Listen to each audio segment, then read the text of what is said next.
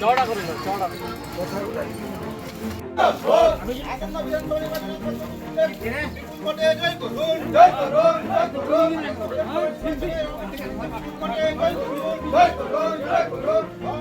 Handle আছে, handle আছে।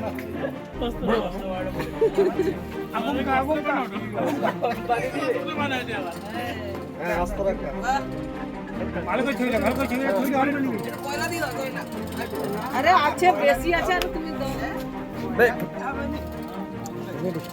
ছোটোবেলায় আমরা গ্রামে আমাদের মা, ঠাকুমা, পিসি, জেঠিমারা সবাই কিন্তু চাল নেড়ে মুড়ি ভাজতেন। আর যখন তারা সকালে চাল নাড়তেন, রাত 4টা থেকে উঠে চাল নাড়া শুরু হতো। তো তখন আমরা কিন্তু যখন খুব ছোট, আমরা সবাই কিন্তু সেখানে হাত লাগাতাম।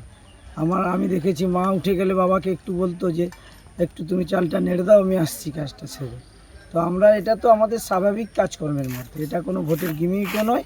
আর এটা আমাদের স্বাভাবিক গ্রাম বাংলার মানুষ এটা করেন। আমরাও গ্রাম বাংলার মানুষ, আমরা এটাতে অভ্যস্ত।